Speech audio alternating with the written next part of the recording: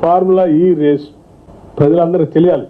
Try party agreement ఎవరెవరికి దాన్ని తీసుకొని వచ్చి ఈడ రేస్ కండక్ట్ చేసుకొని టికెట్లు అమ్ముకొని దాంతో లబ్ధి పొందాం అనుకునేటువంటి ఒక కంపెనీ పేరు ace next gen, ABP formula E plus Telangana రాష్ట్రం, ఈ ముగ్గురు కలిసి ట్రై పార్టీ అగ్రిమెంట్ చేశారు. ఈ అగ్రిమెంట్ 25 అక్టోబర్ 2022. దీనికి సంబంధించి మరి రాష్ట్రానికి ఏదైనా ట్రై పార్టీ అగ్రిమెంట్ చేసుకుంటే, ఏదైనా ఈవెంట్ కండక్ట్ చేస్తే ఆ ముగ్గురు వాటాదారులు అన్నట్టుగా ముగ్గురు వాటాదారుల్లో మరి ప్రధానంగా హోస్ట్ చేసే నగరానికి రాష్ట్రానికి కొంత మేలు జరగాలి, వాటా రావాలి. ఈ అగ్రిమెంట్లో ఏంటంటే టికెట్లు అమ్ముకునేదేమో ఏస్ నెక్స్ట్ జెన్ కంపెనీ వాళ్ళు టికెట్లు అమ్ముకుంటారంటే ఇది కండక్ట్ చేసి, ఇంకో ఆయన ఫార్ములా ఈ రేస్ వాళ్ళు వచ్చి వాళ్ళు రేస్ నడుపుకుంటారు.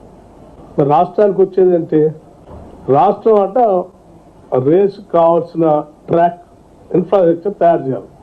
అది తయారు చేస్తే రాష్ట్రం హోస్టు ఇన్ఫ్రాస్ట్రక్చర్ తయారు చేస్తే రాష్ట్రానికి ఏంటి ఆదాయం అంటే ఏం లేదు దాంట్లో. అంటే రాష్ట్రాన్ని మీ అవసరాల కోసం ఒక కంపెనీ ఎస్పీవి లాంటిది ఒక కంపెనీ పెట్టుకొని ఆ కంపెనీ ఆ ఫార్ములా ఈతో అగ్రిమెంట్ చేసుకొని ఇవో మాకు రాష్ట్రం అందుబాటులో ఉంది వచ్చి సంతకం పెట్టిస్తాం చేసుకోండి అన్నారు.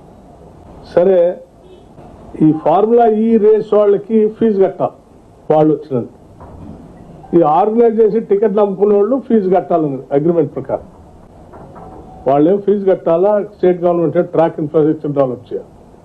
ఫీజు కట్టాలని చెప్పినటువంటి కంపెనీ టికెట్లు అమ్ముకున్నారు, వెళ్ళిపోయారు విత్డ్రా చేసుకొని. ఈ ఫార్ములా ఈ రేస్ ప్రకారం 4 రేసులు కండక్ట్ చేయాలి. వాళ్ళు చేశారు, చూసుకున్నారు, ఎంతవరకు వచ్చినా చూసుకున్నారు, తీసుకున్నారు, వెళ్ళిపోయారు. టికెట్లు అమ్ముకున్నారు. అగ్రిమెంట్ ప్రకారం ఆ ఫార్ములా ఈ వాళ్ళకి డబ్బులు కట్టాల్సింది మొదటి సంవత్సరం కట్టారు, రెండో సంవత్సరం వాళ్ళు విత్డ్రా అయ్యి ఈ ఫార్ములా ఈ వాళ్ళే వెళ్ళిపోతూ దాన్ని బై పార్టీ అగ్రిమెంట్ నుంచి బై పార్టీ అగ్రిమెంట్ లాగా మార్చేశారు. అంటే ఇరు పార్టీల మధ్య. అంటే ఆ ఫార్ములా ఈ రేస్ కి కట్టాల్సిన ఫీజు సంబంధించి 110 crores. ఫార్ములా రేస్ పెడతామని చెప్పి ట్రై పార్టీ అగ్రిమెంట్ చేసుకొని అన్ని దాదాపు 80 పర్మిషన్లు తీసుకోవాలి, వాళ్ళు 110 కోట్లు కట్టాలి. వాళ్ళు ఆ ఈవెంట్ కండక్ట్ చేసుకున్నారు. సో ఆ 80 దాదాపు కేంద్ర రాష్ట్ర ప్రభుత్వాల నుంచి తీసుకోవాల్సినటువంటి 80 పర్మిషన్లకు సంబంధించింది వాళ్ళకి కట్టాల్సిన 110 కోట్లకు సంబంధించి వాళ్ళు కట్టకుండా తీసుకొచ్చినటువంటి వాళ్ళు వదిలేసి రాష్ట్రం మీద బై పార్టీ అగ్రిమెంట్ లాగా ఎంఓయూడి డిపార్ట్మెంట్తో స్టేట్ గవర్నమెంట్ చేశారు. మొదటి దాంట్లోనే ఏం లేదు. ఇక రెండో అగ్రిమెంట్కి వచ్చేవారికి డబ్బులు కట్టాలట, పర్మిషన్లు కూడా అన్ని ఇలా తెచ్చుకోవాలి, స్టేట్ గవర్నమెంట్ తెచ్చేయాలట. మరి స్టేట్ గవర్నమెంట్కి ఏంటి దీంట్లో చేయాలి?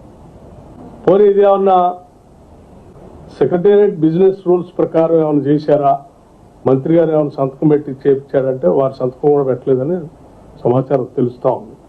క్యాబినెట్ అప్రూవల్ ఏమైనా పెట్టి చేయించారంటే అది లేదు. ఓవరాల్ ఇన్స్ట్రక్షన్స్ ఇచ్చి అధికారితో చెప్పారంటే అధికారులు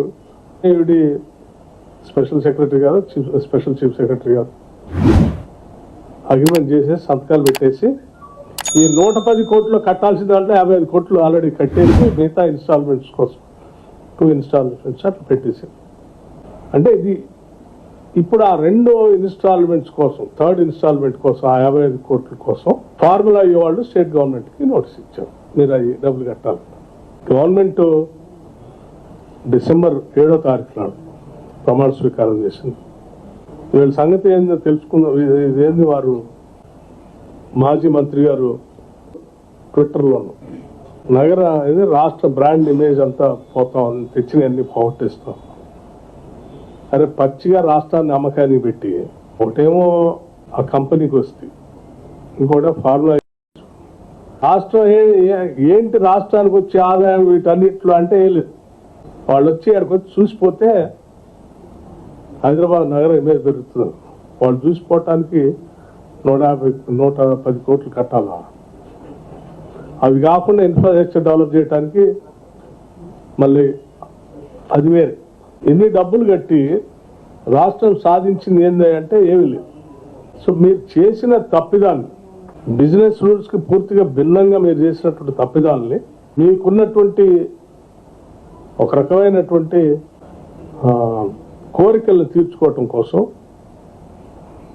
రాష్ట్ర ప్రయోజనాల్ని, రాష్ట్ర ఆస్తుల్ని, రాష్ట్ర వనరుల్ని వాళ్ళ తాకట్టు పెట్టేసి అప్పనంగా ఇచ్చేసి జరిగే నష్టాన్ని కాపాడుదాం రాష్ట్ర ప్రజల కోసం ఇప్పుడు వచ్చిన ప్రభుత్వం ప్రయత్నం చేస్తుంటే రాష్ట్రానికి నష్టం చేస్తా ఉంది.